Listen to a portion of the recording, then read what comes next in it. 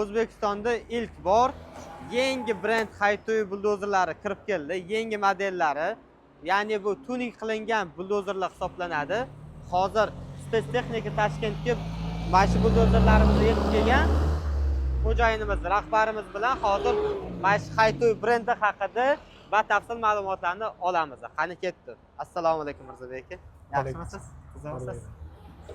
Xo'p. Haytoy brendi mana yetib keldi. Navorotlari juda ko'p ekan. Mashinani tuning qilamiz-ku biz. Bu ham xuddi tuning qilingan buldozer ekanda, hozir qarab chiqdik. Juda zo'r. Nimaga bitta savolim bor. Nimaga Haytoy? Hozir mana O'zbekiston bozorida katta brendlar bor, masalan, Cat bor, Komatsu bor, yana XMG bor, yana boshqa buldozerlar bor. Lekin nimaga Haytoyni tanladingiz? Yaxshi savol. Biz Haytoy brendini tanlashimizning bir nechta sababi bor. Birinchidan, bu Haytoy zavodi o'zi kecha paydo bo'lib qolmagan. Bular ham o'sha 2000-yillarning boshidan уже buldozer chiqarish boshlagan. Ancha tajribasi bor. Boshida o'sha baribirga ham Shantoyga borib taqaladi. Undan boshi Komatsuga borib taqaladi. Chunki buni ba'zi bir detallari, texnologiya, dizayni Komatsu bilan analogichli, identichli. D75 modeli bilan mana imенно shu. Endi ikkinchi sababi bu zavod faqat buldozer chiqarishga ixtisoslashgan. Faqat buldozer chiqazadi, boshqa hech narsa chiqazmaydi. To есть buldozer ustida boshini qotiraveradi. Qanaqa yangilik chiqsa, shu texnologiyani bu zavod сразу o'sha buldozerga внедрять qiladi deydi, kiritiladi deydi. Kiritiladi. Ya'ni tushunishim bo'yicha Xitoyda Haytoy buldozeri, Haytoy brendi zavodi faqatgina buldozer ishlab chiqaradi va nima yangiliklar, nima funksiyalar bo'lsa, faqatgina buldozerga qo'yishadi. O'shaning uchun ham faqat fokusini, butun bor fokusi buldozerga qaratilgan. O'shaning uchun ham eng zo'ri deb tanlab buni olib keltirdik. To'g'ri? Bular juda chuqur mutaxassis bo'lib ketganda buldozerda. Chuqur mutaxassis. Endi boshqa zavodlar 20 ta zavodi bor, 5 ta, 10 ta zavodi bor. Har sohadan bir shingillaydi-ku. Ozgina mutaxassis bo'lib qolgan, lekin bular juda chuqur kirib ketgan buldozerga. O'zini ilmiy instituti bor, o'zini laboratoriya sentrlari bor, o'zini poligonlari bor. Har bitta buldozerni olib borib o'sha poligonda 2 sutka ishlatadi. Keyin biz yaqinda zavodga borib kelganimizda men bitta narsani guvohi bo'ldim. Mana shu ustidagi bashmakka hali taqmasdan turib, mana tegidagi birinchi anaqasi bor-ku, lenta. Shuni o'zida yurib ketayotgan joyida orqaga urib, mana shunaqa testlar qilyapti. Mashina juda qiynayapti texnikani. Juda maksimal darajada nagruzka berib, o'shandan keyin testdan o'tkazdirib, keyin уже texpasport beradi. Qo'yil, yaxshi fakt. Ko'pchilik ishonmaydi, yangi brend bu, hali ishonchsiz, hali kuchsiz bu deb o'ylashadi, lekin mana oldingi videolarda ham qo'yganmiz, ko'rib bemalol tekshirishingiz mumkin. Zavodda kadrlari bor bizda.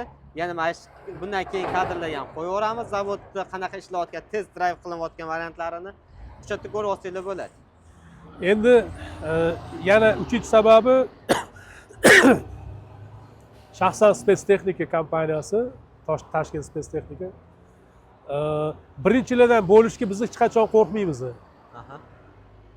Ko'pchilik birinchi bo'lishga qo'rqadi. Masalan, hamma oq mashina oladi yoki qora mashina oladi. Men sariq mashina olishim mumkin. Chunki menga texnik jihati ahamiyat beradi. Uni qiladigan KPD deydi-ku, foydali kuchi ahamiyat beradi. O'zbekistonga mana Hova brendini, XMGni, Kams brendini, Faton brendini biz birinchi bo'lib O'zbekistonga olib kirganmiz. Mana kameraga qarab gapiryapman. Chunki bu gap fakt bo'lganligi uchun gapiryapman. Ya'ni osmondan olib gapirayotganim yo'q. Biz Spectexnica Toshkent kompaniyasi biz o'zimizni professional konsultant, faqat sotuvchi emas, professional konsultant sifatida ko'ramiz. O'zbekiston Xitoy o'rtasida bu kompaniya как elchi sifatida ko'ramiz. Na. Yana bitta tomonimizdan. Biza bu yerdagi bozordagi нужда deydi-ku, ehtiyoj. Ehtiyojni chuqur o'rgangan holda Xitoyga borib, masalan, Xaytuyga borib, o'sha bizani masalan solyarkada problema bor O'zbekistonda, fakt. O'zbekistonda hozir oldingidagi uchilishchilar yo'q, masalan, operatorlar tayyorlaydigan birorta institut yo'q. Hamma aytishlik bizada.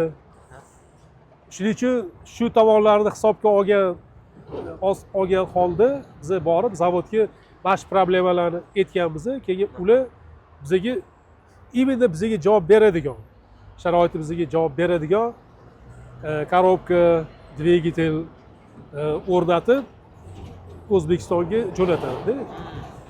Masalan, Euro 6 dvigatel olib kelsa, 2 kunda u dvigatel tamom bo'ladi. Uxlaydi. Chidamli emas. Ko'p bizani anaqa solyarkalarga, to'g'ri.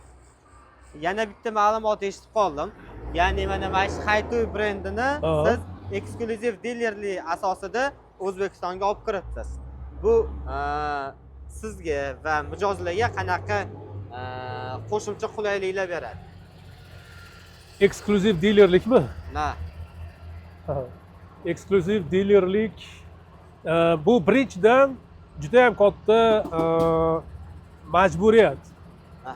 Majburiyat. Chunki O'zbekiston territoriyasida faqat bizni Xaytuy buldozerlarni sotish huquqiga egamiz, lekin shunga nisbatan zavod ham bizga ma'lum bir reja, plan, sotish plani qo'yadi. Biz O'zbekiston territoriyasida bir yilda 20 ta, 30 ta, 40 ta ma'lum bir son, количество deydi-ku, nima o'zbekchada? Shuncha buldozer sotishimiz shart.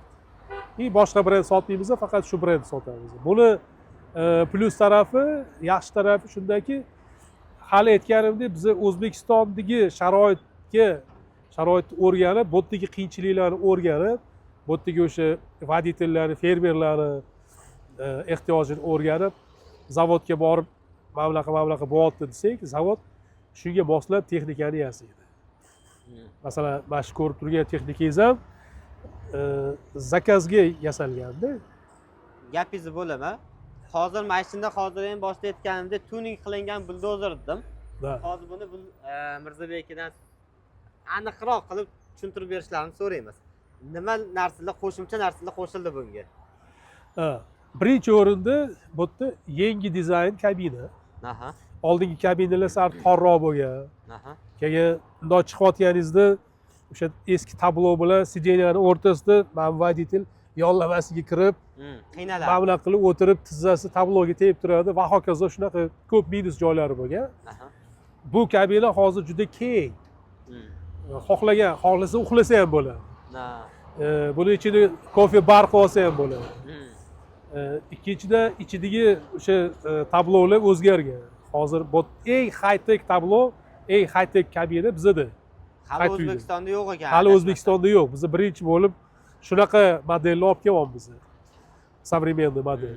Ekranni ham chiqarib qo'yamiz, ko'rishingiz mumkin. Bu xuddi BYD mashina avtomobil, yengil avtomobillarda katta monitori bo'ladi. Xuddi shunaqa monitor qo'yilgan bunda. Hamma funksiyalarini o'sha ekrandan sensor orqali boshqarsangiz bo'ladi. To'g'rimi? Yana bitta jihati, to'g'ri. Yana bitta jihati buni agar kerak bo'lsa Sputnikka ulab qo'yib, operatorsiz haydasa ham bo'ladi. O'xti, rostdan. Zo'r. O'zi полностью tekislab, o'zi planirovka qilib, o'zi ishlab yuraveradi 24 soat. Endi unga ozgina o'sha anaqasini berish kerak. Xarajati bo'ladi. Xarajatini bundoq qilib tashlab yuborish kerak. Shu. Yana nima qo'shimcha narsalar qo'shildi bunga? Upravlение, boshqaruv juda oson bo'ldi. Hozir buni bog'cha bolasi ham bundoq o'tirib haydab ketsa bo'laveradi. Oldingidek qattiq richaglar o'zi yo'q. Joystick. Keyin konditsionerlar masalan tepaga chiqazilgan. Endi bular ishlayotganda past chang bo'ladi. Konditsioner reshotkalari tepaga chiqazilgan. Дополнительно masляный radiator qo'yilgan sovutishga. Keyin buni vesi masalan boshqa buldozerlarga qaraganda почти 2 tonna og'irroq. 2 tonna og'irroq. Bundan tashqari mana zavod bizga komplekt bashmak deydi, bashmaklar beradi. Komplekt yana запасной. 3 yil garantiya beradi. Endi zavod bizga 3 yil garantiya beradi, lekin biz bu yerda 1,5 yil garantiya beramiz. Chunki o'sha men aytgan haligi sabablarga ko'ra, yaxshi operator yo'q, yaxshi yoqilg'i yo'q, solyarka. Orqasida agar ko'rgan bo'lsangiz, irqli bor, 3 ta tishli. Bu oldin yerni yumshatib, keyin surib berishi mumkin. Atvali yana ham kengroq bo'lgan. Orqasida orqa tomonida 3 ta maisha tishlari, to'g'rimi? Hammasi mana bular juda ham qattiq cho'yandan. Quyma tishda. Almashtirsa bo'ladi buni yedirilgandan keyin. Reduktor kattasi qo'yilgan bunga. Reduktor o'sha qismi mana pastdagi brus korpus reduktorlar bu Komatsuga bir xil tushadi. Komatsu bilan bir xil. Mana ko'rdingizmi? Konditsioner tepaga qo'yilgan. Agar uzoqdan qarasangiz, xuddi o'yinchoqqa o'xshaydi. Uzoqdan qarasangiz, ani bir badbashara texnikaga o'xshamaydi, dizayn juda chiroyli bo'lgan o'sha. Keyin texnik jihatlarini endi gapiradigan bo'lsak,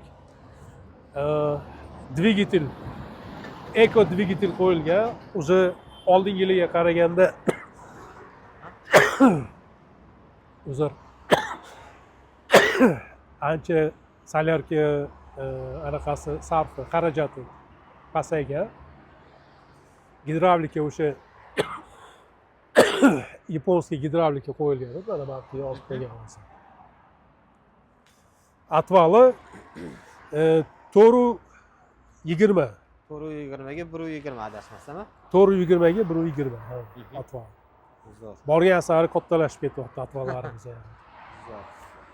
Endi kabinani отдельно o'zingiz bir yoritib berasiz. Mana e'tibor bersangiz, hamma joyiga o'sha ani yomg'irni artadigan anaqa qilib qo'yilgan. Dvorniklar qo'yilgan. Orqada, yonida. O'sha kabinadan tashqariga chiqishga hojati yo'q-da hozir. Hamma narsani kontrol qilib, ichkaridan butun atrof muhitingizni ko'rib turasiz, ko'rib kontrol qilib turasiz. Ha, aytgancha bu buldozerda aynan 360 kamera ham qo'yilgan. Bu degani ikkita yon tomonni, oldini, orqani va tepadan ham ko'rish ehtimoli bor va bu narsa qattiq ishlayapti, qanaqa sharoitda ishlayapti, oldida qanaqadir to'siqlar bormi yo'qmi, hammasini ko'rib turish imkoni bor, to'g'rimi? Keyin buni o'sha yurish rejimlari bor-da. Og'ir ishga, og'irroq ishga, yengilroq ishga o'sha yurish rejimlari bor. U hozir texnik terminlar katalogida yozilgan. K-touch, yana bir narsa touch degan rejimlari bor-da. Uni отдельно men alohida tushuntirib beraman. Kitobiga qarab o'qib beraman. Bo'ladi. Bo'ladi. Rahmat sizga. Agar sizga shunaqa Haytoy brendidan shunaqa buldozerlar kerak bo'ladigan bo'lsa yoki batafsil ma'lumotlar kerak bo'ladigan bo'lsa, pastda nomer qoldiramiz. Aloqaga chiqinglar, batafsil ma'lumotlarni beramiz. Bizning joyimiz Toshkent shahar, katta trassa betonka yo'li, T-kat 70 hisoblanadi. Spetstexnika Toshkent. Sergelida joylashganmiz. Kelinglar, test drive ham qilib ko'rasizlar, barcha ma'lumotlarni chetda beramiz. Videomiz yoqgan bo'lsa, like bosing va podpisatsiyani bosib qo'ying. Keyingi videolarni o'tkazib olmaysiz va keyingi videolarda bundan ham qiziq videolar bo'lishiga va'da beraman. Sog' bo'linglar.